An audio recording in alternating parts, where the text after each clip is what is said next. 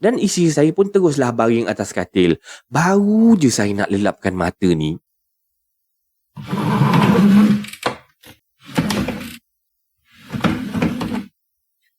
saya pandang isteri saya. Dan isteri saya pun pandanglah saya. Dan saya bangun tau, datang pada isteri saya ni. Abang, bunyi apa tu bang? Tak ada apa-apalah. Awak ni kalau dengar apa-apa janganlah tegur. Dah. Awak tidur je. Dan isteri saya pun mengangguk je lah. Dan saya pun kembalilah ke tempat yang saya baring tadi bersama dengan anak-anak saya. Baru je saya nak baring, baru je nak letak bontot tu, pintu bilik air ni tiba-tiba bergegar. Macam ada orang cuba buka pintu daripada dalam bilik air tu. Dan saya nampaklah wajah isteri saya ni dah mula nampak ketakutan.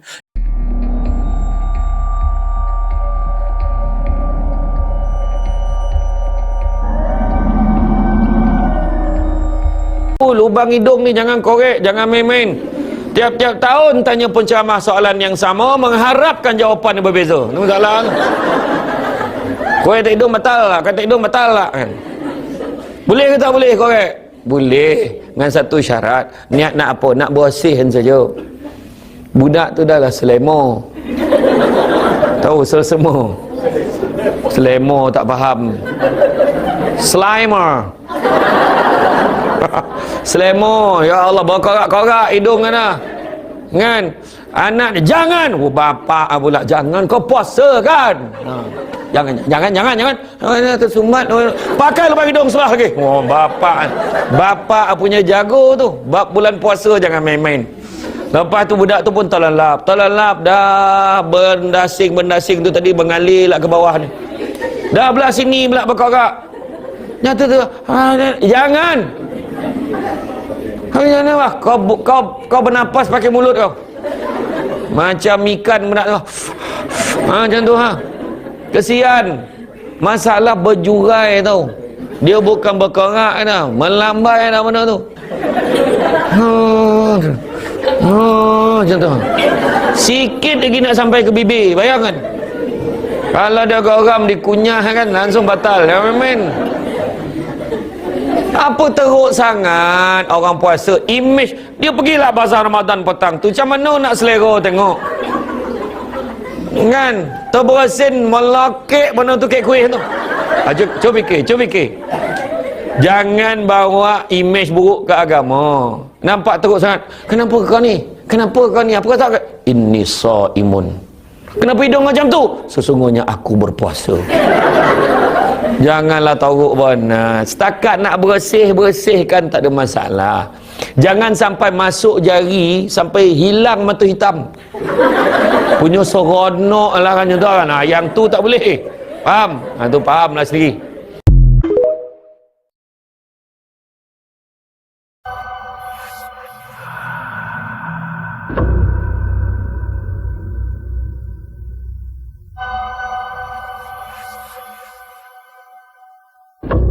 Assalamualaikum warahmatullahi wabarakatuh dan salam sejahtera kepada anda semua. Selamat datang ke channel Kisah Seram Malaysia. Diharapkan anda semua pada hari ini sihat-sihat belaka lah hendaknya ya, insya-Allah. Okeylah, disclaimer dulu. Semua kisah-kisah yang saya akan ceritakan kat sini pada hari ini anda anggaplah sebagai satu hiburan sahaja. Jangan terlampau taksub ataupun terikut-ikut ya. Baiklah, sebelum kita bermula, marilah kita sama-sama berdoa kepada Allah Subhanahu wa ta'ala. Bismillahirrahmanirrahim. Waj'alna min baini aydihim saddan wa min khalfihim sadda fa'aghshaynahum fahum la yubsirun. Amin amin ya rabbal alamin. Baiklah, tanpa membuang masa lagi, hari ni Abang KSM adalah dalam 3 buah cerita. Jadinya, tanpa membuang masa, marilah kita terus ke video yang pertama dengan lafaz Bismillahirrahmanirrahim. Hasbunallah wa ni'mal wakil. Cukuplah Allah sebagai pelindung kami.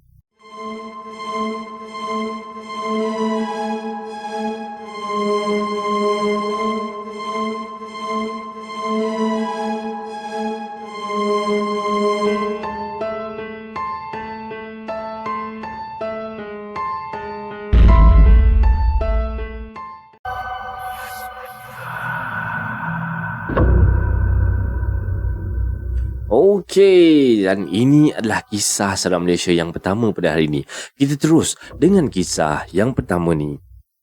Assalamualaikum warahmatullahi wabarakatuh. Waalaikumsalam warahmatullahi wabarakatuh. Nama saya Adam, umur saya 43 tahun dan saya ni nak sharekan pengalaman juga. Kisah ni terjadi 10 tahun yang lalu. Nak kata seram, kira seram jugalah bagi saya sebab saya sendiri yang alami benda ni. Cerita dia macam ni tau. Masa ni anak sulung saya ni masih kecil lagi lah. Jadinya saya selalulah ulang alik balik ke rumah mak abah saya ni dekat Selangor. Dan selalu balik sini bukan apalah. Sebabnya satu, seronok lah jumpa mak abah kan. Lagi satu, mak abah pun nak tengok cucu dia. Yang kedua tu, kawan-kawan saya pun kadang-kadang selalu jugalah datang ziarah kita ni. Sebab dah lama sebenarnya saya tak jumpa dia orang. Yelah, saya ni kan sekarang tinggal dekat Johor Bahru. Jadinya, satu malam minggu tu lah. Waktu tu saya balik ke rumah ayah lah cerita dia. Dan ada kawan lama datang bertandang ke rumah ayah saya ni. Kira dia ni yang datang rumah ayah saya ni BFF saya lah ni. Dan kami ni membesar bersama-sama lah dulu-dulu ni. Jadinya banyaklah pengalaman ataupun berkongsi kisah-kisah yang sama yang lama-lama dulu. Jadinya punyalah seronok kita orang ni bersembang. Tengok-tengok jam dah pukul 12.30 malam. So kawan lama saya ni pun minta lah diri dulu untuk nak balik ke rumah dia tu. Dan bila dia kata macam tu, saya pun temankanlah dia untuk pergi ke kereta dia yang dia parkkan betul-betul dekat depan rumah mak bapak saya tu. And for your information, rumah mak ayah saya ni betul-betul berhadapan dengan Simpang T Junction. So boleh bayangkanlah kat depan tu macam mana view kat depan rumah tu. Lepas saya sembang-sembang sikit dekat tepi kereta kawan saya tu, tak sikit jugalah sebenarnya sebab adalah dekat setengah jam jugalah kami berbual dekat luar tu. Dalam pukul 1 pagi macam tu, barulah kawan saya ni gerak balik dan saya pun kuncilah pintu pagar depan rumah tu. Sambil waktu ni kan, mata saya ni pun tengok keliling kan, sambil-sambil tu tertengok jugalah ke langit. Cantiknya lah ciptaan Allah. Tu seronok lah duduk sini, nampak semua jelas baik. Siap ada shooting star lagi tu. Oh ya Allah, cantiknya lah malam ni. Ambil gambar pun baik juga ni. Lah, mana pula handphone aku ni? Saya cari-cari handphone saya ni tak jumpa tau. Lupa bawa lah pula. Time-time genting, time-time dapat gambar benda yang orang kata rare macam tu. Time-time macam tu nak ambil gambar handphone tertinggal pula. Memang spoil betul lah. So kiranya malam tu tak dapat lah nak ambil gambar tu. Tak apalah. Tak dapat ambil gambar pun tak apalah. Nak buat macam mana kan? Janji dapat tengok shooting star ni. Jadinya saya pun berhenti kejap kat depan pintu pagar tu. Tengok lagi shooting star tu. Dalam hati waktu tu kan, konon-konon teringatlah cerita orang putih ke, cerita-cerita Hindustan ke kan. Macam tu lah lebih kurang kan. Kalau nampak shooting star ni, baiklah wish apa-apa yang kita nak kat dalam hati tu. Kot-kot boleh termakbul ke kan. Ini khurafat. Ini saya tak tahulah betul ke tidak. Okey.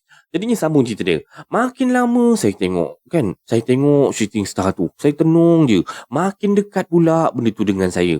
Dan saya nampak dengan jelas. Shooting star tu dia umpama macam sebiji bola terbakar. Dan api yang marak tu tengah macam berpusing-pusing. Laju pula tu tau. Apa salah macam je shooting star ni?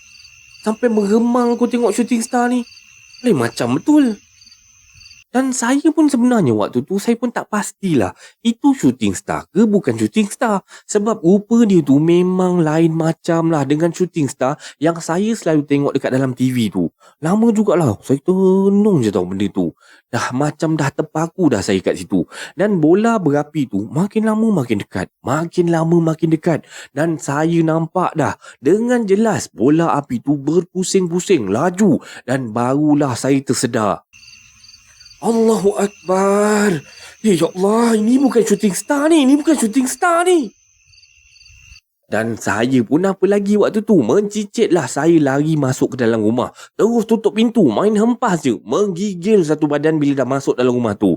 Dan since that day lah, saya akan pastikan setiap kali saya nak kunci gate ataupun pintu depan rumah tu, saya tak akan tengok ke arah atas langit lagi. Dan sekian. Dan ini adalah kisah seram Malaysia pembukaan pada malam ni. Macam mana anda rasa dengan kisah yang pertama ni? Okey. Jadinya, kita terus ke kisah yang kedua lah ya.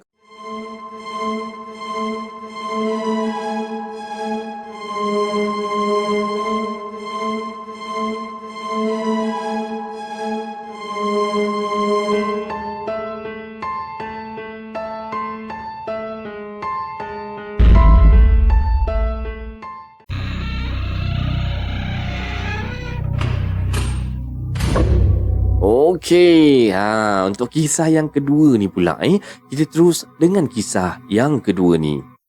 Hai semua, hai. Okey, nama saya Abi dan saya ni anak yatim piatu. Dah kehilangan mak ayah ni dah lama dah. Kisah ni dah 5 tahun dah. Orang kata mak ayah saya ni meninggal.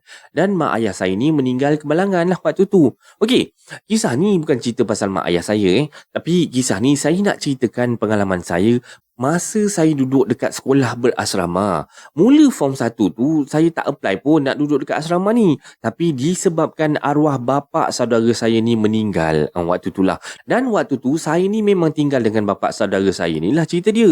Dan rumah bapa saudara saya ni dekat pula dengan sekolah. Jadinya nak tak nak lepas bapa saudara saya ni dah meninggal, keluarga arwah bapa saudara saya ni pun terpaksalah berpindah untuk balik ke kampung.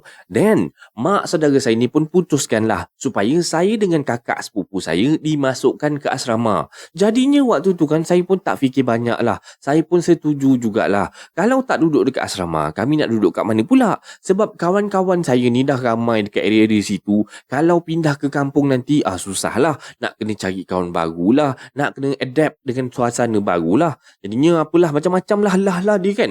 So saya pun tak naklah pindah sekolah dan terus setuju untuk masuk ke asrama. Okey, bermulalah kisah saya dekat asrama tau. Masa tu saya dalam form 1 lah kalau tak silap saya. Saya duduk dekat asrama saya ni dekat tingkat 2 dan asrama saya ni ada 4 tingkat. Nak dijadikan cerita, bermulalah kisah-kisah seram yang saya ni sebenarnya tak jangka langsung akan terjadi dekat asrama saya ni. Sebelum ni saya duduk dengar cerita-cerita orang je lah.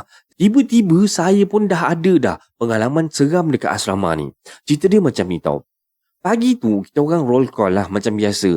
Kawan setingkatan dengan saya ni, dia ni boleh pula tertinggal buku yang sepatutnya dia bawa masuk ke kelas pada hari tu. Dah sampai kelas baru dia perasan yang buku dia tu tertinggal. Dan dia pun minta lah izin daripada ketua asrama untuk masuk and ambil buku dia dalam dom. Masa tu roll call dekat dataran depan dewan makan. Kiranya dah keluar daripada gate Aspuri tu lah. Nasib baiklah ketua Aspuri ni izinkan. Jadinya kawan saya ni pun pergilah dengan kawan baik dia tu untuk pergi ambil buku tu. Tapi kawan baik dia tu dom dekat tingkat bawah, tingkat 1. Dan dia ni pula dom dia dekat tingkat 2 tu. Jadinya dia berpecah lah dekat situ. Dia pun naik ke tingkat atas dan masuklah bilik dia. Dan ambil buku yang dia tertinggalkan tadi tu. Dan bila dia dah ambil buku dia tu, tapi malangnya masa dia nak tutup pintu loker tu, dia ternampak satu lembaga yang berambut panjang ada dekat belakang dia. Okey, kalau benda tu ada kat belakang, macam mana dia boleh ternampak kan? Okey, biasanya kan dekat loker kan, kita ada dekat pintu loker tu kita ada letak cermin kan? Jadinya dia gantung cermin dekat situ. So, bila dia nak tutup je pintu loker tu, automatik lah dia ternampak cermin tu dulu. Dan bila dia pandang dekat cermin tu, dia nampak lah benda tu dekat belakang. Bila dia perasan, dia terus toleh ke belakang tau. Tapi benda tu hilang, tak ada kat belakang. Dan bila dia toleh semula tengok dekat dalam cermin tu, benda tu ada je, terpacak dekat belakang dia. Betul-betul dekat belakang dia. Terus dia dekat situ juga terjerit-jerit. Jadinya histeria kat situ. Dia punya histeria tu memang teruk sangatlah. Sampaikan dia dah tak boleh nak study dah. Dan terpaksalah warden ni callkan parents dia untuk bawa dia ni pergi berubat. Dan setan tu terus juga mengganggu sesiapa je yang lemah. Setiap hari seorang demi seorang ni kena histeria. Sampai Aspura pun terpaksa datang untuk azankan setiap penjuru Aspuri ni. Untuk nak azankan, untuk nak halau lah benda-benda ni. Konon-konon macam tu. Tapi benda-benda tu tak pergi mana-mana pun. Still ada lagi gangguan dekat Aspuri tu. Sampailah satu hari tu, kawan kelas saya yang duduk dekat asrama juga, benda tu daripada Aspuri follow dia sampai ke kelas tau. Dan dalam kelas dia ternampaklah benda tu. Dan terus histeria dekat dalam kelas tu. Dah macam orang gila dah saya tengok tau waktu tu. Kesian dia berlari ke sana, berlari ke sini, tarik-tarik tudung dia sampai ternampak rambut. Memang dah hilang malu terus lah waktu tu. Dan ustazah pula masa tu masih belum sampai lagi. So saya pun cubalah. Saya pun beranikan diri. Niatnya waktu tu niat nak tolong kawan saya tu lah. Dan saya pun bacakan ayat kursi. Tapi habis je saya baca ayat kursi tu, saya tengok kawan saya ni terus macam tersedar. Tapi nampaklah penat dia tu, nampaklah macam tercungap-cungap. Dan terus kawan saya tu jatuh terduduk. Alhamdulillah, nampak gaya macam kawan saya tu pun pulih. Cuma yang masalahnya, saya ni pula tahu, badan saya bila nampak kawan saya tu dah okey sikit, badan saya ni terus Terus rasa macam menggigil sangat. Rasa macam sejuk sangat. Tiba-tiba je. Waktu tu saya rasa macam saya ni duduk dekat dalam peti ais tau. Dia punya sejuk tu memang sejuk gila lah. Dan saya perasan time tu terus saya ni rasa macam down sangat-sangat. Rasa macam kemurungan. Macam sedih sangat-sangat. Dan saya pun tak tahulah kenapa saya boleh rasa macam tu. Sedih tu sampai saya ni menangis. Meraung-raung saya menangis. Masa tu BFF saya ni pun teruslah pujuk saya. Dan bawa saya ni jumpa ke ustazah. Dan bila ustazah diubatkan, dan saya lepas tu dah mula rasa okey lah. Dan saya pun pulih lah. Tapi saya pulih ni tak sepenuhnya tau. Mula-mulanya saya ingatkan saya dah pulih sepenuhnya. Tapi bila setiap malam je kan, saya memang langsung tak boleh nak tidur. Dan bila saya cuba pejamkan mata dan buat-buat orang kata cuba-cuba nak tidur tu lah, saya akan dengar bunyi tingkap depan saya tu, bunyi macam kena buka, kena tutup. Kena buka, kena tutup. Dan saya rasa macam panas sangat-sangat sampai berpeluh ni macam mandi tau. Dan saya tengokkan kawan-kawan saya waktu tu kan. Tengok seorang demi seorang kat dalam dom saya tu lah. Semuanya tidur. Masing-masing dia punya tidur siap berselimut satu badan. Macam sejuk sangat-sangat. Padahal saya ni dah berpeluh-peluh lah macam orang mandi ni. Dan masa tengah saya perhatikan kawan-kawan saya ni, saya dengar tau bunyi pintu loker ni terbuka tertutup. Terbuka tertutup. Memang benda ni memang tak nak kasi saya tidur langsung. Dan dia sengaja buat bising macam tu. Biarkan saya ni tak boleh nak tidur. Dan masa ni saya dah takut sangat-sangat. Dan saya pun cubalah kejutkan BFF saya tu. Mas, bangunlah mas. Tolong aku mas, aku tak boleh tidur lah mas. Aku kena ganggu ni. Mas, kau dengar tak bunyi loker tu? Dia main pintu loker tu mas. Ha? Main pintu loker? Aku tak dengar apa-apa pun. Kau ni penat sangat kot, Bi. Kau dah berapa hari tak tidur, Bi? Kau cubalah rehat, Bi. Cubalah lelapkan mata.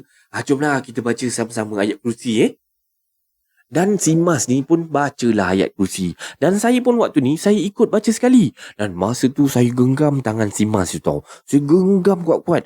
Sebab waktu tu saya memang takut sangat-sangat. Tapi korang tahu tak? Lama kelamaan, tangan yang saya pegang, tangan yang saya genggam tu, saya rasa macam bukan tangan si Mas tu. Dan saya rasa dah macam saya genggamkan tangan Pontianak tau. Sebabnya saya dapat rasa tangan tu berubah. Jadi jari-jari yang runcing dan kuku dia tu jadi panjang-panjang. Allahu Akbar. Dan masa ni saya terus campakkan tangan Mas. Saya lemparkan tangan Mas tu dan saya cuba pejamkan mata. Dan saya selimut satu badan sampai ke kepala. Saya baca ulang banyak kali ayat kursi tu. Dan barulah saya rasa macam tenang sikit. Dan saya ingatkan dah habislah sampai situ. Rupa-rupanya benda tu boleh bantai menyanyi lah pula. Mendayu-dayu dia punya nyanyi. Dan bunyi lagu tu, dia macam nyanyikan lagu Ulik Mayang tau. Tapi lirik dia tu lain. Dia punya lirik tu macam dalam bahasa Thailand pun ada.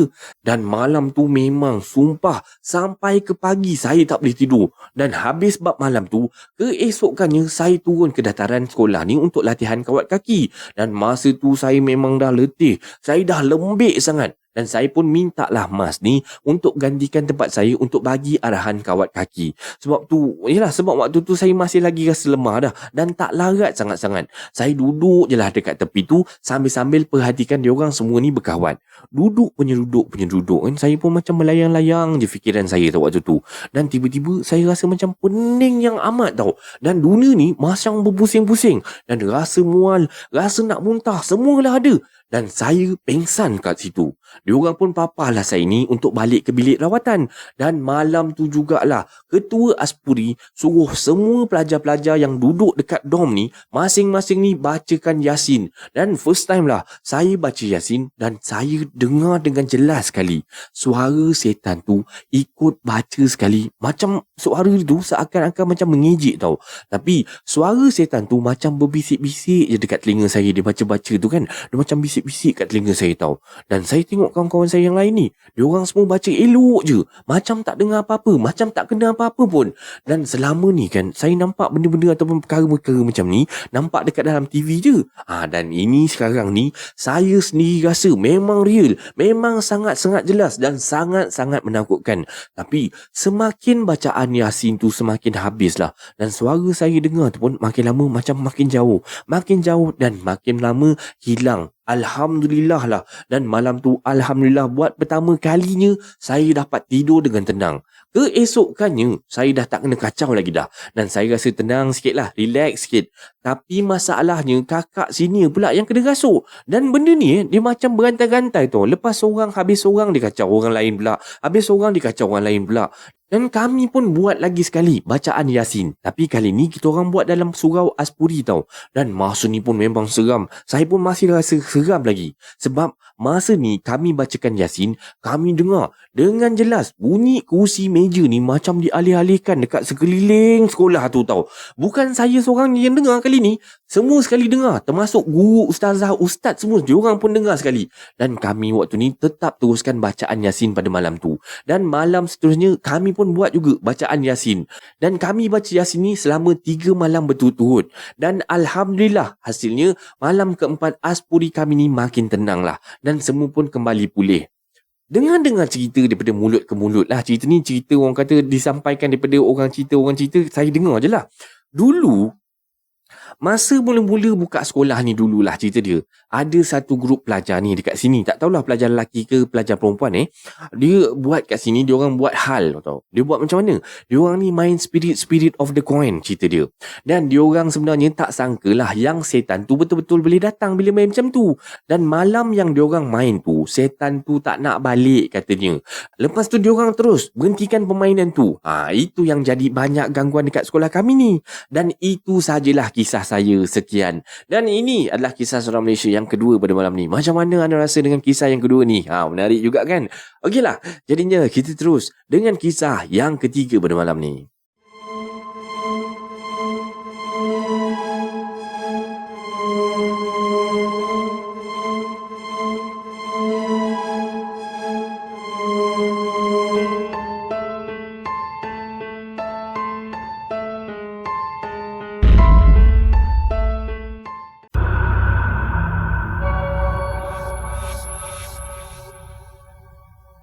Okey, baiklah, sampailah kita ke kisah yang ketiga pada malam ni. Jadinya kita terus dengan kisah yang ketiga ni. Kisah kali ni datang daripada seorang pengirim yang ingin menceritakan pengalaman seram yang terjadi semasa dia menginap di salah sebuah hotel di Port Dickson. Okey, kita terus dengan kisah dia.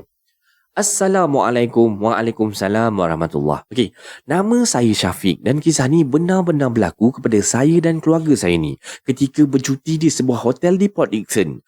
Pada hari Jumaat, saya ni sekeluarga bertolaklah ke Negeri Sembilan dalam jam pukul 2.30 petang lah. Dan perjalanan waktu tu pun agak lancar lah kerana masih lagi belum waktu kemuncak. Jadinya kami tiba di Port Dickson lebih kurang jam pukul 4 petang waktu tu. Sebelum ke hotel, kami singgah dululah berhenti untuk makan. Kerana anak-anak ni dah mula buat perangai sebabnya mereka ni dah lapar sangat-sangat katanya. Selepas makan apa semua kan, siap-siap apa semua, kami pun teruslah ke hotel untuk check in. Semasa isteri mendapatkan kunci untuk bilik kami lah, saya ni pula mencari tempat untuk letak kereta yang sesuai supaya tidak perlulah berjalan jauh-jauh daripada lobi hotel untuk ke bilik tu.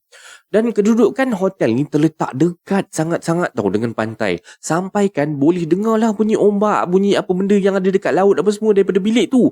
Tapi malangnya, kami mendapat bilik yang menghadap jalan raya utama dan membelakangkan laut. Jadinya waktu tu lah mula-mula tu rasa kecewa jugalah saya. Dan masa saya buka pintu bilik hotel dan masuk tu, tak ada apa-apa pun yang dirasakan pelik dalam bilik hotel tersebut. Dan biliknya luas, ada ruang dapur, ada ruang tamu yang besar kan. Terubatlah sedikit kekecewaan saya. Lebih kurang macam itulah bila nampak bilik dah cantik, ada rasa macam kuranglah sikit kecewa tu.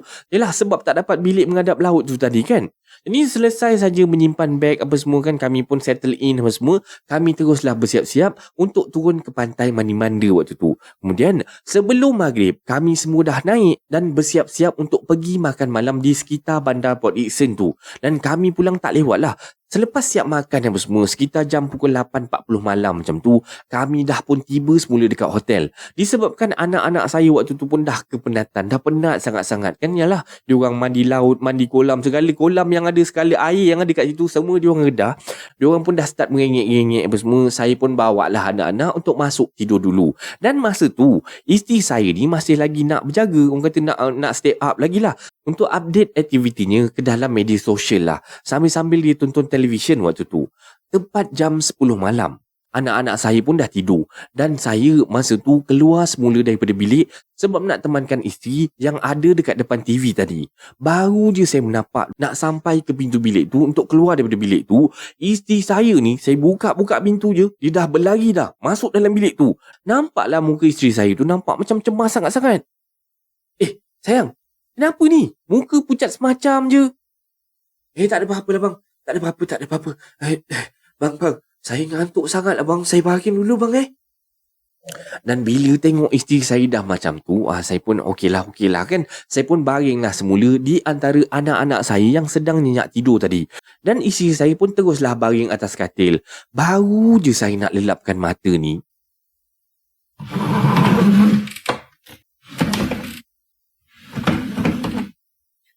saya pandang isteri saya. Dan isteri saya pun pandanglah saya. Dan saya bangun tau, datang pada isteri saya ni. Abang, bunyi apa tu bang? Tak ada apa-apalah. Awak ni kalau dengar apa-apa janganlah tegur. Dah. Awak tidur je. Dan isteri saya pun mengangguk je lah. Dan saya pun kembalilah ke tempat yang saya baring tadi bersama dengan anak-anak saya. Baru je saya nak baring, baru je nak letak bontot tu, pintu bilik air ni tiba-tiba bergegar. Macam ada orang cuba buka pintu daripada dalam bilik air tu. Dan saya nampaklah wajah isteri saya ni dah mula nampak ketakutan. Dan saya pun bagi isyarat supaya isteri saya ni diam je. Janganlah tegur ke apa kan. Bunyi pintu bilik air yang bergegar tu kejap je sebenarnya. Tapi bunyi tolak tarik bangku daripada bilik atas tu memang daripada tadi ni tak berhenti-henti. Dan saya seboleh-bolehnya buat tak tahu je lah waktu tu. Lama-kelamaan saya pun dah mula rasa mengantuk. Tengah-tengah saya duduk melayan mata untuk nak tertidur ni, saya terdengar tau, sayup-sayup je. Suara orang macam baca Al-Quran macam tu. Jadinya saya pun buka lah semula mata saya. Dan saya nampak telefon isteri saya ni sedang terpasang audio bacaan Al-Quran. Tiba-tiba isteri saya ni terus terbangun tau daripada katil. Terus duduk dekat situ. Sayang? Kenapa tak tidur lagi ni? Dah pukul 2 pagi ni. Abang, saya tak boleh tidur lah bang. Rasa dada saya ni rasa berdebar je daripada tadi. Dah sampai rasa macam tak boleh nak bernapas ni bang. Rasa susah hati sangat-sangat lah bang. Kenapa ni bang? Pada awalnya saya tak mahulah nak tinggalkan anak-anak saya ni tidur sendiri. Tapi disebabkan isi saya waktu tu dah nampak macam lain macam je, saya pun baringlah berdekatan dengan katil isi ni. Abang perasan tak? Tadi kan pintu bilik ni kena tolak banyak-banyak kali tau. Pintu bilik kena tolak? Takkanlah. Kaki abang ni tadi abang baring betul-betul dekat pintu bilik tu kan? Kaki abang dekat pintu tu. Macam mana pula abang tak rasa ada benda tolak-tolak pintu tu tadi? Kalau ada, mesti abang dah rasa dah. Itulah bang. Sebab kaki abang halang lah pintu tu tak terbuka. Kalau tak tadi, saya rasa mesti pintu tu dah terbuka dah bang. Awak ni mengigau kot. Dah, tak apalah. Awak tidurlah sayang, awak tidur je Janganlah fikir banyak-banyak sangat. Awak tidur je. Dan waktu ni, bunyi bangku yang ditolak tadi tu masih lagi ada. Masih juga tak berhenti-berhenti. Dan saya terus tak boleh nak tidur dah lepas tu. Sampailah waktu subuh, azan berkumandang, barulah bunyi tu hilang. Dan kebanyakan gangguan yang kami alami hanyalah dalam bentuk bunyi-bunyian je lah. Tak ada sebarang penampakan pun. Cuma dapatlah lihat tombol pintu tu jelas. Dipulas-pulas. Macam ditolak-tolak nak buka tu lah. Itu je lah yang saya nampak dengan jelas. Dan kami hanya tidur semalam saja dekat situ.